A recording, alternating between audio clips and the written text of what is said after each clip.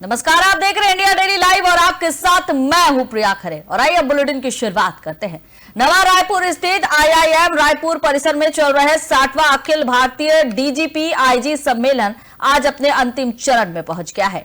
तीसरे दिन का कार्यक्रम प्रधानमंत्री नरेंद्र मोदी की उपस्थिति के साथ शुरू हुआ। उन्होंने सुबह 6 बजे योग का अभ्यास किया और इसके बाद 8:30 बजे सभी अधिकारियों के साथ सामूहिक फोटो लिया।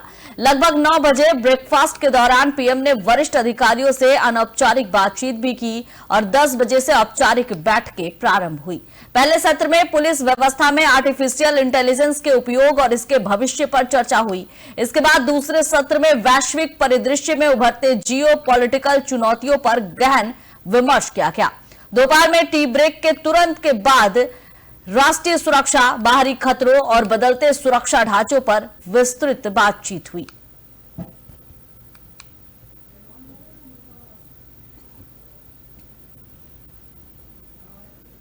दिल्ली नगर निगम के 12 वार्डों में उपचुनाव के लिए रविवार सुबह कड़ी सुरक्षा व्यवस्था के बीच मतदान आरंभ किया गया।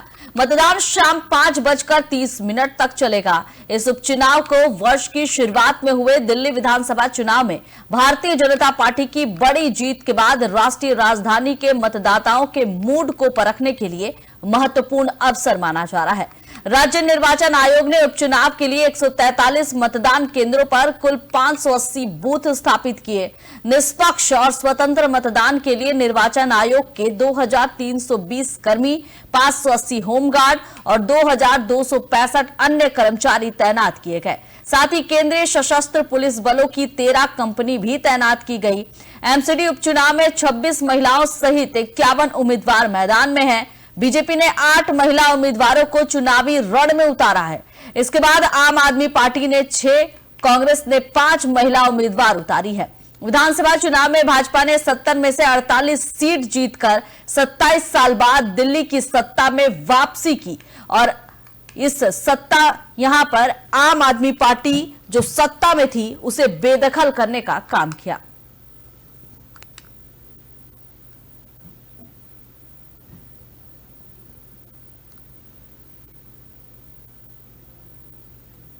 गोरखपुर के प्रतिष्ठित गोरखनाथ मंदिर में आज सुबह मुख्यमंत्री योगी आदित्यनाथ ने जनता दर्शन में पहुंचे लोगों से मुलाकात की। दूर दराज इलाकों से जो लोग आए थे उन्होंने अपनी शिकायतें, समस्याएं और अर्जी लेकर मुख्यमंत्री के सामने गुहार लगाई। मुख्यमंत्री योगी आदित्यनाथ ने एक एक कर सभी की बात सुनी और संबंधित अधिकारियों को मौके पर ही कार्रवाई के निर्देश दिए। मुख्यमंत्री ने विशेष रूप से पुलिस और प्रशासनिक अधिकारियों को यह सुनिश्चित करने के लिए कहा कि जनता को किसी भी तरह की परेशानी ना हो और हर शिकायत का समयबद्ध समाधान किया जाए। जनता दर्शन के दौरान बड़ी संख्या में महिलाएं, बुजुर्ग और ग्रामीण क्षेत्रों के लोग मौजूद थे। मुख्यमंत्री ने कहा कि सरकार का उद्देश्य है कि अंतिम व्यक्ति तक योजना और न्याय दोनों पहुंचे। सरकार हर नागरिक की समस्या सुनने और समाधान देने के लिए प्रतिबद्ध है। किसी भी प्रकार की लापरवाही बर्दाश्त नहीं होगी। फिलहाल मुख्यमंत्री योगी आदित्यनाथ गोरखनाथ मंदिर में अपने प्रवास पर है और लगातार जनता से सीधा संवाद कर रहे हैं।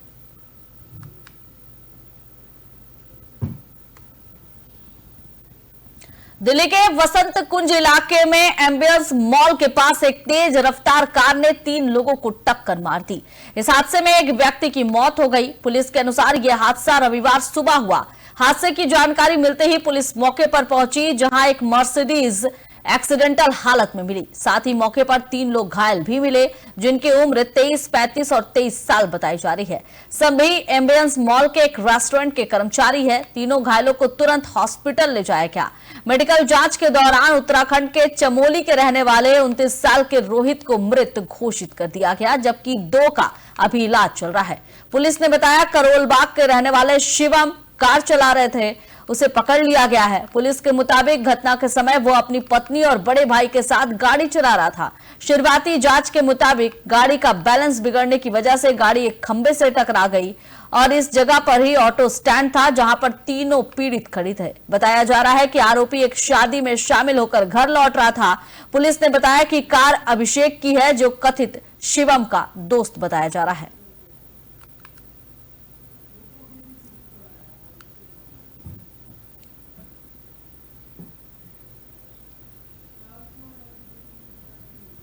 और बड़ी खबर दिल्ली से। दक्षिण दिल्ली के आयानगर इलाके में आज सुबह एक व्यक्ति की गोली मारकर हत्या कर दी गई। सुबह करीबन 6:25 पर फतेहपुर बेरी पुलिस स्टेशन में फायरिंग की सूचना मिली। मौके पर पहुंची पुलिस ने एक शख्स को गंभीर हालत में पाया। इसके बाद डॉक्टरों ने उसे मृत घोषित कर दिया। घटना ने पूरे इलाके में तनाव फैला दिया है। मृतक की पहचान 52 वर्षीय रतन के रूप में हुई है, जो आयानगर का ही रहने वाला था। पुलिस के मुताबिक सुबह करीबन 6:25 पर कंट्रोल रूम को फायरिंग की कॉल मिली। जब पुलिस यहां पहुंची तो रतन नाम का व्यक्ति खून से लथपथ पड़ा मिला। उसके सिर और सीने में गोली लगने के निशान मिले हैं। आसपास के लोगों से पूछताछ की जा रही है, लेकिन फिलहाल हत्या के पीछे की वजह क्या है ये साफ नहीं हो पाई है। फॉरेंसिक टीम यहां पहुंची है। कारतूस, बुलेट और अन्य महत्वपूर्ण साक्ष्य जुटाया जा रहा है। पुलिस ने हत्या का मामला दर्ज कर लिया है और आरोपियों की तलाश जारी है। आसपास मौजूद सीसीटीवी कैमरे के फुटेज भी खंगाले जा रहे हैं ताकि अपराधियों की पहचान हो सके।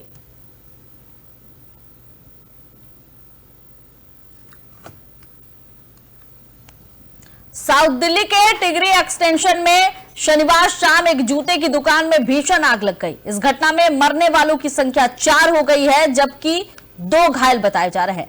पुलिस के अनुसार शनिवार शाम करीबन 6 बजे एक पीसीआर कॉल मिली, जिसमें बताया गया कि टिंगरी एक्सटेंशन में जूतों की दुकान में आग लगी है।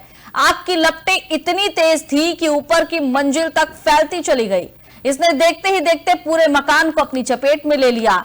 मृतकों की शिनाख्त बिल्डिंग के मालिक सत्येंद्र और उनकी बहन अनीता के रूप में हुई है।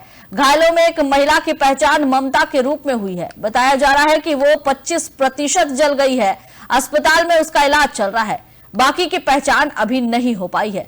प्रत्यक्षदर्शियों ने बताया कि वो घटनास्थल के पास में ही थे जब आग लगने की घटना शुरुआत हुई। उन्होंने देखा कि बच्चे रो रहे थे और आग की लपटें आ रही थी।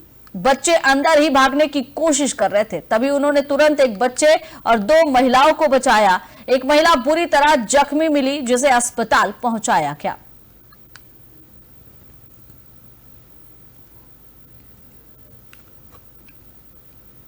और अमेरिका के कैलिफोर्निया में भयंकर गोलीबारी की घटना से सनसनी फैल गई है। स्टॉकटन के बैंक्वेट हॉल में हुई अंधाधुंध फायरिंग में कई लोगों की जान चली गई। 10 लोग गंभीर रूप से घायल हो गए। घटना के पीछे की वजह अभी सामने नहीं आई है। पुलिस मामले की जांच कर रही है। घायलों को अस्पताल में भर्ती कराया गया है, जहां उनका इलाज चल रहा है। दरअसल अमेरिका में एक बार फिर गोलीबारी की घटना हुई है। पुलिस ने बताया कि कैलिफोर्निया में गोलीबारी में 4 लोगों की मौत हुई और 10 लोग घायल हुए हैं। एक बच्चे की बर्थडे पार्टी के दौरान गोलीबारी की घटना हुई। गोलीबारी में मरने वाले लोगों में 2 बच्चे भी शामिल हैं। उप mayor San Joaquin County sheriff ने सोशल मीडिया पोस्ट में बताया कि मरने वालों में 2 बच्चे और 2 वयस्क शामिल हैं। पुलिस ने भी बताया कि शुरुआती जांच में ऐसा लग रहा है कि इन लोगों को निशाना बनाकर गोली चलाई गई। गोलीबारी की घटना एक बैंक्वेट हॉल के भीतर हुई है। पुलिस गोलीबारी के पीछे की वजह क्या है ये तलाशने में जुटी हुई है।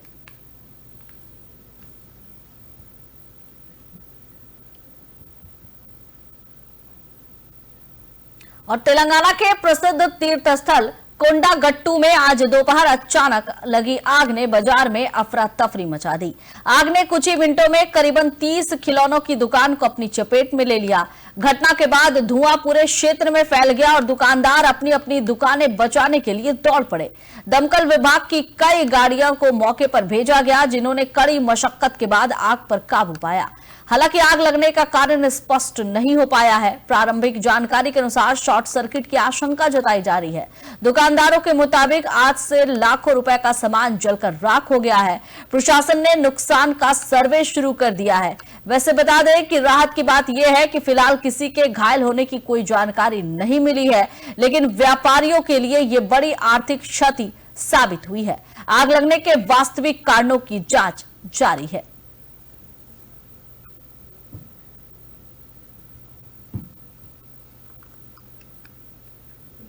नेशनल डिफेंस एकेडमी अपने 179वें कोर्स के लिए क्षेत्रपाल परेड ग्राउंड में पासिंग आउट परेड कर रही है, जो कैडेट्स की 3 साल की कड़ी ट्रेनिंग के खत्म होने का प्रतीक है। आर्मी, एयरफोर्स और नेवी स्ट्रीम के कैडेट्स अपनी अपनी सर्विस एकेडमी में जाएंगे। परेड में सटीक ड्रिल, एक औपचारिक मार्च पास्ट और औपचारिक कमीशनिंग रस्म में शामिल है, जो देश की सेवा के लिए अनुशासन, समर्पण और तैयारियां दिखाती है।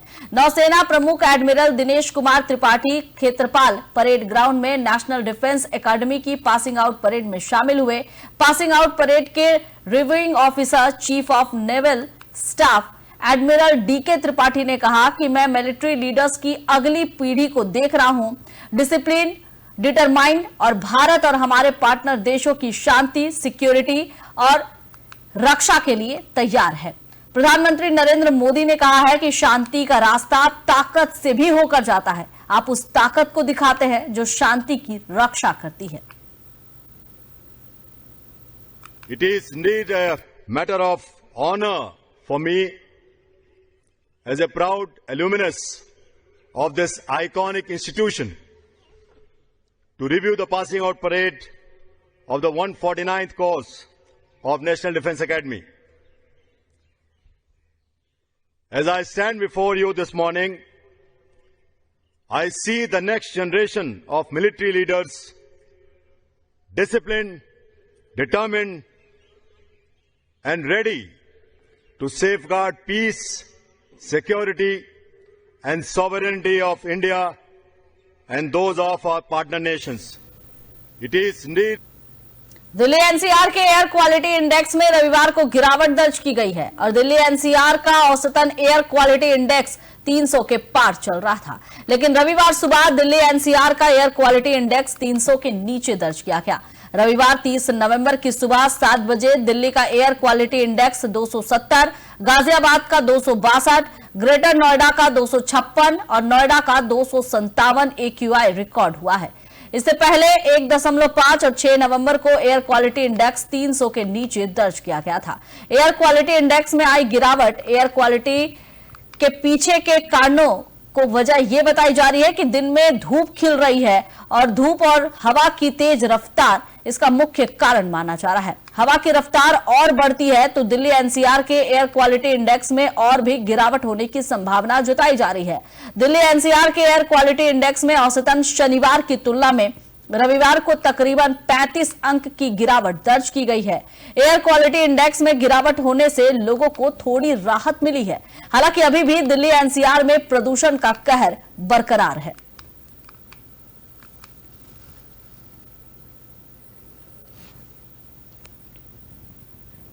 और आज सुबह श्रीनगर घने कोहरे की चादर में लिपटा नजर आया। शहर का बड़ा इलाका कम दृश्यता के कारण धीमी रफ्तार से जागा, लेकिन इसी दौरान डल झील के किनारे रोज की तरह लोगों की हलचल देखने को मिली। डल झील के किनारे पर कोहरा कुछ इस कदर पसरा कि पानी और आसमान का फर्क तक करना मुश्किल नजर आया। बावजूद इसके सुबह की सैर के लिए यहां आए लोग कह रहे हैं कि इतनी ठंड में भी झील के आसपास टहलना उन्हें सुकून देता है। यहां का तापमान फिलहाल -2.2 डिग्री सेल्सियस रिकॉर्ड किया गया है। सुबह की तेज ठंड और जमाती हवा के बीच भी लोग अपने दिन की शुरुआत इसे शांत माहौल में करना पसंद कर रहे हैं।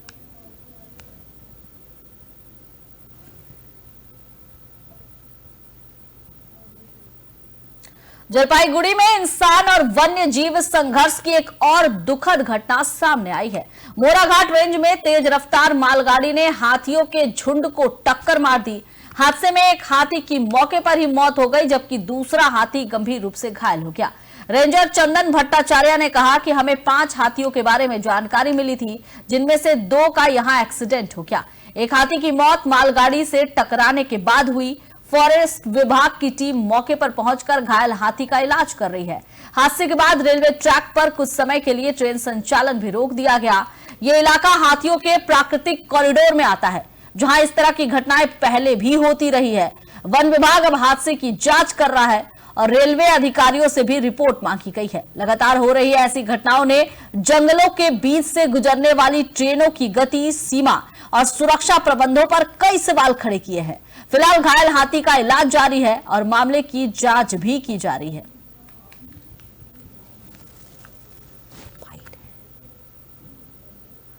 और भारतीय मौसम विभाग ने साइक्लोन दितवा के खतरे को देखते हुए कुड्डालोर और आसपास के क्षेत्रों के लिए रेड अलर्ट जारी किया है। थारंगबाड़ी के बीच पर साइक्लोन दितवा के असर जो है वो साफ तौर पर देखे जा रहे हैं। समुद्र में 10 फीट से अधिक ऊंची लहरें उठ रही है। मछुआरे लगातार तीसरे दिन मछली पकड़ने के लिए समुद्र में नहीं जा पा रहे हैं। राजधानी शहर में भी तेज हवाएं चल रही है और समुद्र में उथल पुथल देखने को मिल रही है। मरीना बीच से की तस्वीर जो है वो साफ तौर पर देखा जा सकता है। समुद्र की उग्रता साफ दिखाई दे रही है। आईएमडी के अनुसार साइक्लोन आज जमीन पर आ सकता है। प्रशासन ने नागरिकों से सुरक्षित स्थानों पर रहने और अनावश्यक बाहर ना निकलने की अपील की है। साइक्लोन दितवा के कारण मौसम लगातार खतरनाक बना हुआ है। सभी नागरिकों से अपील की जा रही है कि मौसम विभाग की चेतावनी का पालन करें और सुरक्षित रहे।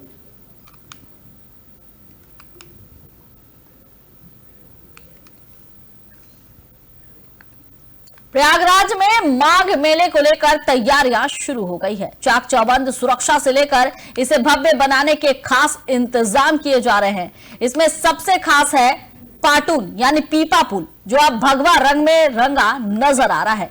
71 साल के इतिहास में यह पहला मौका होगा जब पाटून पुल काले की बजाय भगवा रंग में रंगा दिखाई दे रहा है। इससे पहले महाकुंभ में भी हमने देखा था कि किस तरह पीपा पुल काले रंग से रंगा था, लेकिन अब इसकी तस्वीर बिल्कुल ही बदल गई है। ये जो सामने तस्वीर आई है, ये चर्चा का विषय बन गई है। इंटरनेट पर भी खूब चर्चा हो रही है और इस पर राजनीतिक रंग भी चढ़ता दिख रहा है।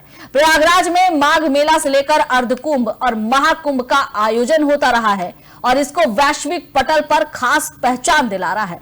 संगम की रेती पर एक बार फिर माघ मेले का विशाल आयोजन होने वाला है, लेकिन 71 साल के इतिहास में अब अनोखा नजारा दिखाई देने वाला है। वजह है पीपा पुल को भगवा रंग में रंग देना। ये जो तस्वीर आप देख रहे हैं, ये पीपा पुल की ही तस्वीर है, जो कि अब काले के बजाय भगवा रंग में नजर आ रही है। महाकुंभ में भी हमने देखा था इस पीपा पुल का रंग जो है वो काला था, लेकिन अब भगवा रंग में रंगा नजर आ रहा है और इसे लेकर राजनीतिक चर्चाओं का बाजार गर्म है। तरह तरह की बयानबाजियों का दौर भी शुरू है। खैर, देखना है कि यह भगवा रंग अब कौन सा रंग चढ़ाता है, राजनीति की कौन सी तस्वीर सामने आती है। फिलहाल इस बुलेटिन में बस इतना ही। आप देखते रहिए इंडिया डेली लाइव। नमस्कार।